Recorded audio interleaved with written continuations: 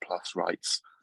The Apologise Now campaign was, let's say, a little bit troubled in its launch because of COVID and then the late Queen's death in September last year. We were, of course, supported by Paul O'Grady, who was on stage in the Royal Vauxhall Tavern over 2 decades ago when the police raided that particular pub with rubber gloves. Now, before Paul died, he did record a video with the Peter Tatchell Foundation, and we'd like to play that video now. We call it Apologise Now, the movie. You know what, I've got a cold, I tell you, my nose is running like a glass full of his arse here. And I'd only been in here about 10 minutes, and a copper burst in the dressing room. And I, of course, thought he was a stripper. And they were so rude and so aggressive. And when I came out on the stage there behind me, they were all wearing, the place was heaving, and they were all wearing rubber gloves. And of course, I said, oh, good, have you come to do the washing up? The police raid on the Royal Vauxhall Tavern in 1987 was symptomatic of decades of police witch hunts against the LGBT plus community. They raided our bars, clubs, saunas, even private birthday parties. They arrested same-sex couples for merely kissing, cuddling, or holding hands. And I was called a lascivious act, which, to tell you the truth, I was delighted about. We had the Chief Constable of Greater Manchester, James Anderson, saying that gay people were, quote, swirling around in a cesspit of their own making. He gave a green light to police persecution of our community. Well, police have apologised all around the world for the behaviour those years ago, and I think it's about time that the British police did the same thing, and it was just a homophobic act. By 1989, the number of gay and bisexual men convicted of the consenting offence of so-called gross indecency was almost as great as in 1954-55, when male homosexuality was totally illegal. Past injustices often cross my mind, and this has always been one of them. Just the bloody cheek of them. It was disgusting. It was just offensive. You know, we were being treated like animals, rubber gloves. If the police say they've changed, they need to show it. And showing that they've changed begins with acknowledging the past wrongs. It means the police should apologise. Pure homophobia. That's what it was. So apologise, because I know where you are. Thank you. That, of course, was the late, great Paul O'Grady and Peter Tatchell. We're going to hear from Peter in a minute because it's obviously Peter's campaign. But you're probably aware, because we put it on our emails to you, that actually we have had a success in the campaign. The country's biggest police force, one of the biggest police forces in the world, has indeed apologised. And I actually have the apology on my screen. And I'm just going to read to you 2 paragraphs, and then we're going to hear from Paul. The Met has had systems and processes in place which have led to bias and discrimination in the way we have policed London's communities and in the way we have treated our officers and staff over many decades. Recent cases of appalling behaviour by some officers have revealed that there are still racists, misogynists, homophobes and transphobes in the organisation, and we have already doubled down on our rooting out those who corrupt and abuse their position. We are also working hard to deliver a diverse and inclusive workplace where colleagues can feel pride in both the Met and in being themselves.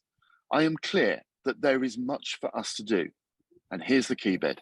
I am sorry to all of the communities we have let down for the failings of the past and look forward to building a new Met for London, one all Londoners can be proud of and in which they can have confidence. Peter, quite an apology very early on in the campaign. Were you surprised that the Met engaged so quickly with the campaign? I think, Peter, you need to unmute yourself. Literally within just a few days of sending a letter to the Metropolitan Police Commissioner, Sir Mark Rowley, James Rawlinson, one of his senior officers in the community engagement team, got in touch. Within 2 days after that, he was speaking to us on a Zoom call. That really surprised us. it was very clear that the police recognized that serious wrongs had taken place, that their officers had often acted abusively, insultingly, threateningly, and sometimes even violently against our community, and that they wanted, particularly in the light of the debacle over the Stephen Port serial killing case and over the damning Casey report, it's clear they wanted to do something. It's clear they recognized that something had to be done. So getting this apology was, just a matter of just over 2.5 weeks, which is pretty much a record. And I think it shows that not just my foundation, but many of us in the community have made our voices clear that policing in the past was not just enforcing the law, but enforcing the law in ways that would today be seen as illegal and unacceptable. And that's why the police have responded.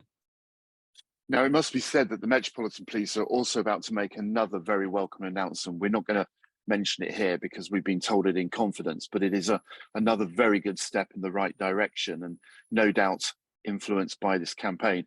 Now, if anybody has any questions for Peter, please put them in the meeting chat and I will ask him. But Peter, I want to turn the clock back and ask you, why did you launch this campaign? Because it has its roots over many, many decades, doesn't it? It goes right back to the Gay Liberation Front in the early 1970s. One of our core demands was an end to police harassment. And I'll just give you some examples from my own personal experience. A friend of mine was having a birthday party in his flat in Peckham in South London. Homophobic neighbours tipped off the police, and between 12 and 15 officers barged in to the flat, forced their way into the flat, knocking people over, shoving them out of the way. One young man was knocked over and bashed his head against the edge of a table, splitting open his forehead. As he fell, he reached out to try and grab something to steady himself, which happened to be the arm of a police officer. He was charged with assaulting the police. They had assaulted him, causing that terrible wound, but he got charged with assaulting the police. Another example, more recent, in 1991, 2 lesbians who were giving each other a goodnight kiss and cuddle at the ticket barriers at Victoria train station were arrested by the police. Now, of course, there were no laws against lesbianism, so the police charged them under the Public Order Act 1986, which was introduced to combat football hooliganism and violent street rioting. They used a clause which prohibits behavior likely to cause public harassment, alarm, and distress to arrest those 2 lesbians, take them to court, get them convicted, get them a criminal record and a fine of £60. I could go on and on and on. I'm sure many of you have stories to tell as well. And that's why an apology is so important. But what's significant is that not only has the Metropolitan Commissioner, Sir Mark Rowley, apologised, but in his letter, he's also said that he intends to bring forward a new LGBT plus plan for London. So he's backing up his apology with a commitment to action as well. And that is what we desperately need. In the past, I would say there was better liaison between the police and the LGBT plus community 20 and 30 years ago than there has been in the last few years. So Sir Mark does need to put that right. And I'm pretty confident working with him, he will make steps in that direction. I mean, we already know, don't we, Peter, that there is to be another announcement next week, which is a small but significant step in that direction. At the House of Lords yesterday, we read out a statement from Charles, who'd been arrested by British Transport Police in Liverpool in quite a horrific act. And they made him sign a piece of paper that if he signed, they wouldn't charge him or release his name to the press. But of course, they did charge him and release his name to the press. And his life has been blighted quite literally for 30 years. This isn't an uncommon theme, is it? That people's lives are still being affected by things that happened such a long time ago. Absolutely. We must never forget that after the partial decriminalisation of male homosexuality in England and Wales in 1967, police harassment actually got worse. So that by 1974, 5 years later, the number of gay and bisexual men convicted for consenting victimless behaviour was 400% higher than it had been in 1965 and 66, the 2 years before the partial decriminalisation. By 1989, at the height of the AIDS pandemic and the Thatcher campaign, the moral panic campaign, the family values campaign by the Thatcher government, by 1989, there were nearly 2,000 men convicted or cautioned for the consenting victimless offence of so-called gross indecency. That was almost as great as in 1954-55, when male homosexuality was totally illegal and when the country was gripped by a McCarthyite-style homophobic witch hunt. And the final thing I'd just say to point out the scale of the witch hunt, in the years after 1967, until there was full decriminalisation in 2003, in the years after 1967, there were 3 times as many homosexual offences recorded by the police than in the 8 decades prior to 1967. So you can clearly see that even after 1967, the police were engaged in a witch hunt against our community. Now, I want to just go to the first question in the chat box from Imran. He's asking why this campaign has any significance at this time when the police is very friendly with the LGBT plus community. Peter, the police march at Pride. Why do they need to do this?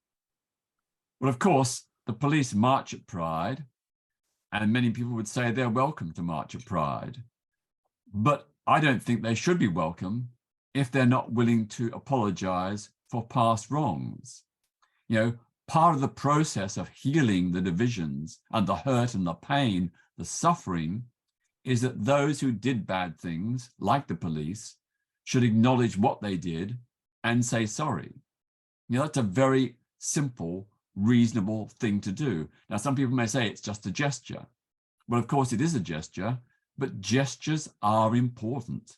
Our community has suffered so much at the hands of the police. We deserve an apology. And yes, the police have moved on, but as the Casey report showed, the police are still guilty of institutional racism, misogyny, and homophobia. And as we saw in the case of the serial killings by Stephen Port, they badly let down our community. They failed to investigate the first murder properly, which resulted in 4 young gay men in total, 3 additional young gay men being needlessly murdered. You know, there are questions that the police still have to answer. Of course, there are many good officers, that's true, but there are still those who do not serve us well. And, you know, things have improved dramatically compared to the past. And I pay tribute to all of you who've been involved in those campaigns, but we still need to make further progress. Also, perhaps to add to that, Imran, we crossed live in the House of Lords yesterday to the Isle of Man, and we heard the most horrific story about an 18-year-old young gay man who shot himself. And it is obviously his mother is still struggling to live with the events today. Now, the Isle of Man were the first, they're not a British police force, but the first police force in the British Isles to formally apologise for what they did. And we heard from Alan on the Isle of Man that Julian's mother had accepted the apology, and it was a great part of her grieving process. I just want to go back to the chat box, Peter. Tony said, my life partner, George, who died in 1991, was arrested in a cottage years after the 67 Act. In the police car, he said, but I wasn't doing anything. The policeman said, we know you weren't, but you might have done. Of course, it would have been his word against the police. I think that's a very valid point, Tony. Heather, I haven't read this, so just bear with me. I have been speaking directly with the South Yorkshire Police and PCC, that's Police and Crime Commissioner. And today, in my role as CEO of Stay It, www.stayit.org.uk, there's a good plug, supporting the call for an apology from them. Thank you very much, Heather. Let me carry on.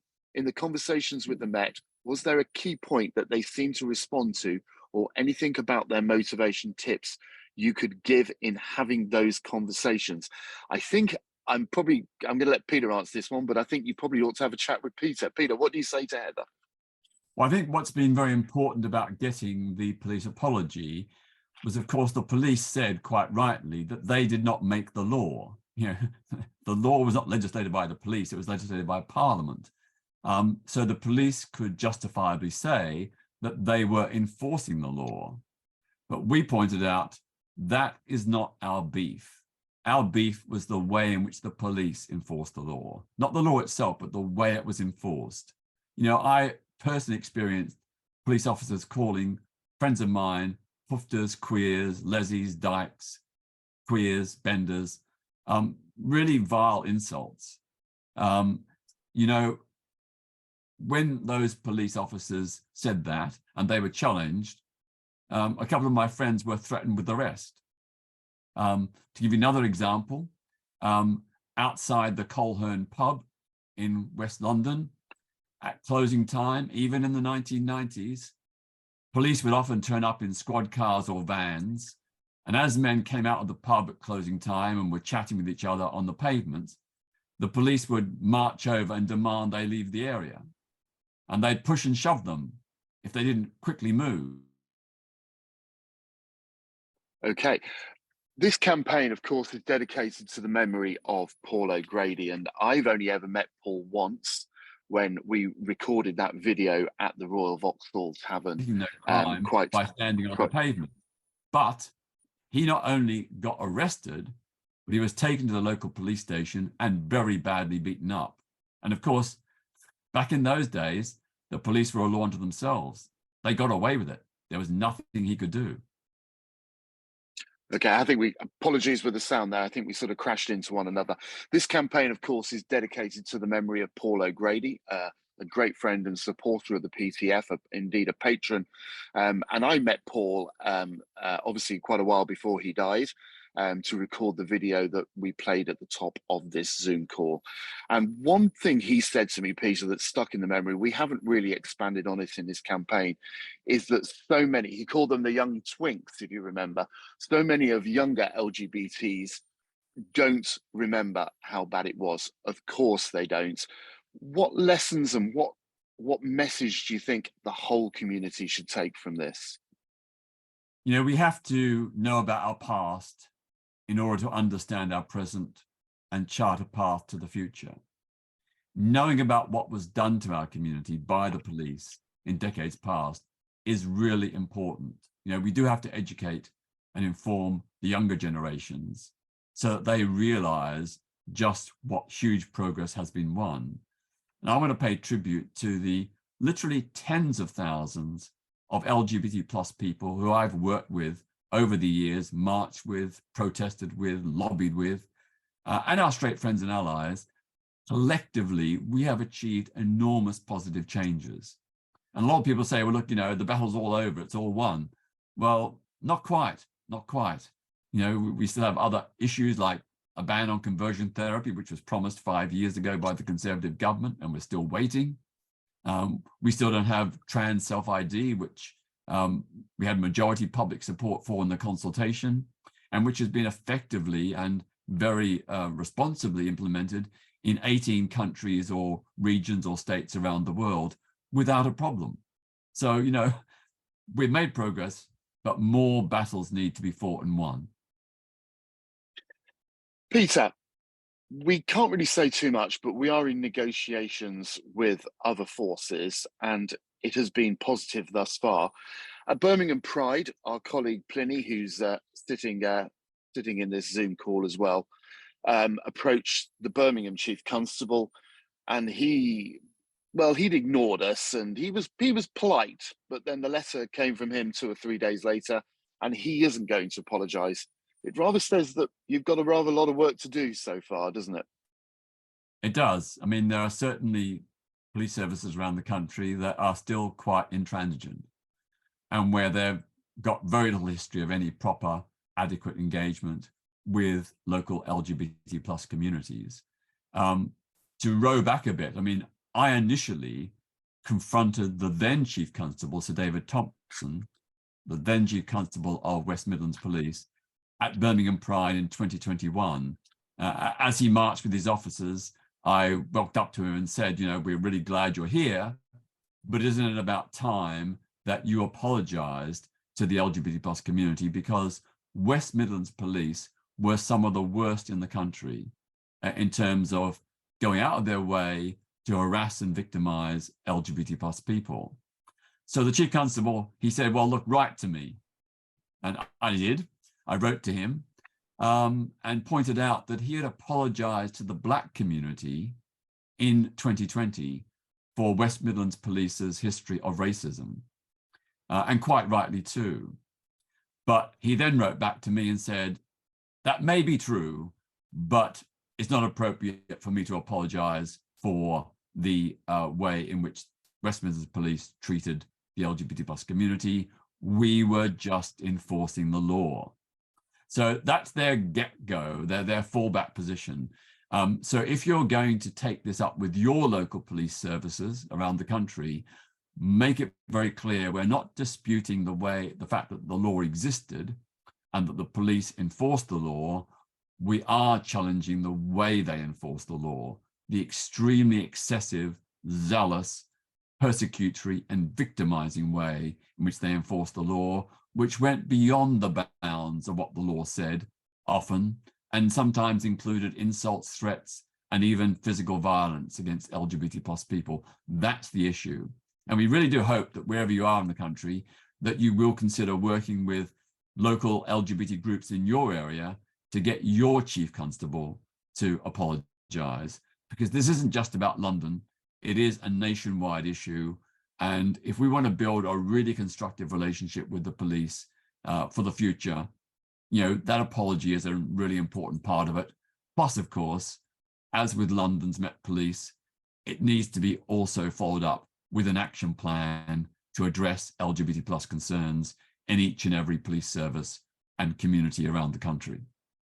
Well, I would say to Heather and anybody else who's campaigning in their local areas, perhaps drop me an email and I can put you in touch with Peter or give you some advice. I had a direct message from Saba. I hope I'm pronouncing that correctly. I think the Met will be announcing more about that next week. So it's probably not the right time to do it. Just had a message, Peter, from Anthony. Thank you for this, Peter. I teach criminology at Leeds Beckett and will make sure these issues are understood in lectures on LGBTQ issues on our modules. The information on the conviction of the lesbians was very interesting. RT1, hi, Peter and Simon. There are 32 borough commanders in London. What about a Q&A with them and Rowley, reading out some of the first-hand recollections of gay people across the decades? I think you made a very good point, RT1.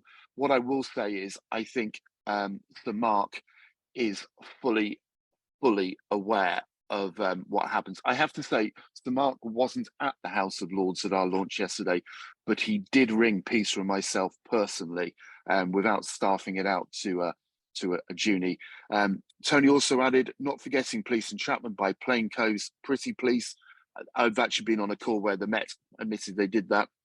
They lured gay men to commit a crime, which was anything at all which took place outside one's own home with nobody else present. I mean, I've been quite fortunate. The worst I ever had, Peter, was at the Napoleon's bar in Manchester when I was at university and the police raided it and they made us all pour our beer onto the carpet. I was very angry about losing my beer, but I just kept thinking about the carpet in this pub for many, many years. Peter, much to do, but the Met is the biggest force in Britain. It's one of the biggest police forces in the world.